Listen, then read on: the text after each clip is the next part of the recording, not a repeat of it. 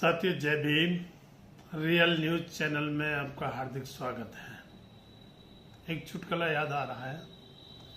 किसी सेना में एक सैनिक को छुट्टी जाना था, तो वो अपने अफसर के पास गया और छुट्टी मांगी। तो अफसर ने छुट्टी ना देने के लिए एक शर्त लगा दी कि तुम दुश्मन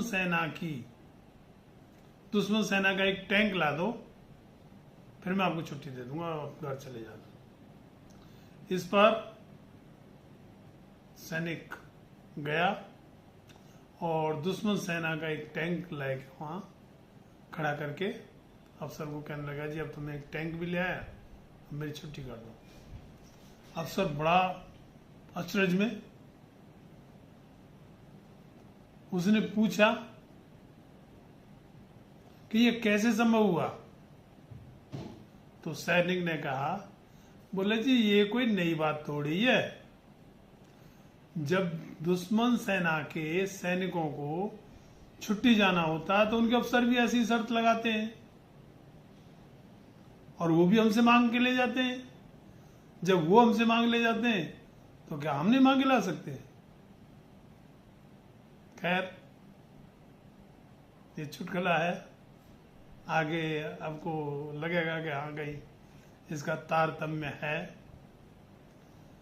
पिछले लोकसभा चुनाव में राहुल गांधी और अखिलेश यादव ने बड़े घूम घूम कर बाबा साहेब की फोटो सामने रखकर, संविधान की किताब हाथ में लेकर, जाति जनगणना, संविधान बचाओ, दलित उत्पीड़न, कॉलेजियम हटाओ, ईवीएम हटाओ आदि आदि मुद्दों पर बड़ी जोर जोर से नारे लगाए थे और प्रचार प्रसार इतना किया था कि बीजेपी बैकफुट पर आ गई थी।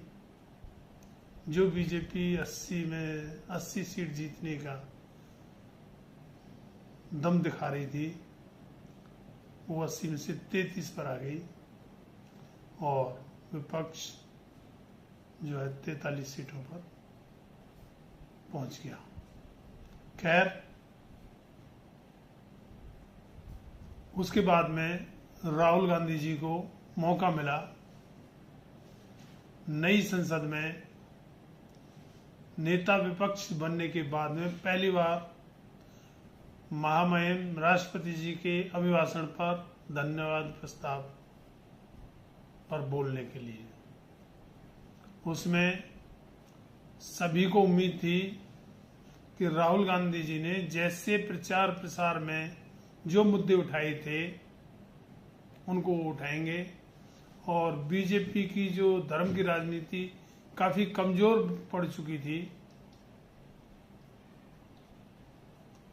उससे ऊपर उठ के अब दोनों पक्षों से मुद्दों की राजनीति होगी। लेकिन राहुल गांधी हैं, पुरानी चली आ रही कांग्रेस के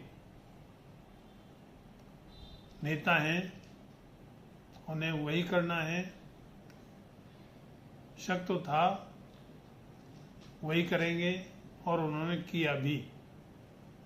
जहां उन्हें वो मुद्दे उठाने चाहिए थे जो जनता ने जिन पर उनको मैंडेट दिया है, जिनको झोली भर भर के वोट दिए थे,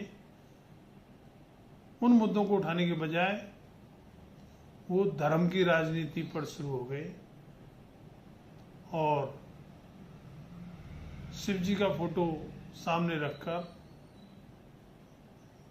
उन्होंने कहा कि जो लोग अपने आप को हिंदू कहते हैं वो हिंसा की बात करते हैं, नफरत फैलाते हैं आदि आदि, जिस पर तुरंत प्रधानमंत्री श्री नरेंद्र मोदी जी ने खड़े होकर विरोध जताया। उसके बाद में गृह मंत्री अमित शाह जी ने विरोध जताया और देश की संसद और जनता से माफी मांगने के लिए कहा।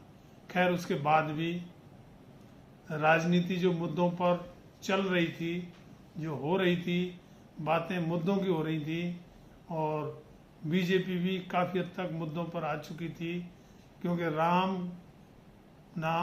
राम मंदिर बनाने से जो सियासत थी वो सफलता उनको नहीं मिली थी यूपी में, और अयोध्या और उसके आसपास की काफ़ी सीटें हार गए थे। तो इस वजह से संभावना थी कि अब मुद्दों की राजनीति बीजेपी करेगी, और विपक्ष को तो करनी थी। लेकिन राहुल गांधी ने या तो बीजेपी के साथ मिली भगत या अनाड़ीपना, दो ही बातें हो सकती हैं, जिसकी वजह से बीजेपी को धर्म की राजनीति करने का रास्ता दे दिया और खुद भी उलझ गए। और जो मुद्दे उठाने चाहिए थे, जो मुद्दों पर बात होनी थी, उस पर भी ब्रेक लगा दिया। हालांकि बहुजन नेताओं में अखिलेश यादव ने ईवीएम, जाति जनगणना आदि मुद्दों पर काफी अच्छा अपना पक्ष रखा। उधर चंद्रशेखर आजाद ने तो रिकॉर्ड ही बना दिया कि 7 मिनट 34 सेकंड में करीब 30 मुद्दे, ये शायद बड़ा ही रिकॉर्ड होगा जिसको कभी कोई तोड़ पाएगा या मुश्किल है। और वही राजनीति राहुल गांधी जी ने शुरू कर दी है, जिससे फायदा बीजेपी को ही होना है। धर्म की राजनीति पर कोई भी बीजेपी को नहीं हरा सकता है, वो उनकी पसंद की पिच है जिस पर राहुल गांधी खुद गए हैं। इसी से देश की राजनीति काफी चेंज होगी और एक बार फिर धर्म की राजनीति दोबारा से बढ़ेगी। हालांकि खैर अब के बहुजन नेता लालजी वर्मा जैसे, जो काफी दमदार तरीके से सपा के सांसद जीत के गए, अपने मुद्दे उठा रहे हैं। बहुजन नेता ही अगर मुद्दों की राजनीति पर टिके रहें तो बात ठीक है, अन्यथा कांग्रेस या राहुल गांधी, जिनको विपक्ष का नेता बनाया गया है, उनसे उम्मीद करना क्या कहेंगे, सार्थक नहीं होगी। और वही जो शुरू में मांग के टैंक लाने का वो था, तो शायद बीजेपी ने राहुल गांधी से वही किया होगा, क्योंकि मुद्दा ही राजनीतिज्ञों का टैंक होता है। जो बीजेपी द्वारा मांगने पर राहुल गांधी ने मुद्दा दे दिया। पोस्ट अच्छी लगी हो तो चैनल को सब्सक्राइब, लाइक, शेयर और कमेंट करके बताएं कि क्या राहुल गांधी ने इस मुद्दे पर धर्म की राजनीति करके कोई समझदारी का सबूत दिया है या। धन्यवाद। जय भीम।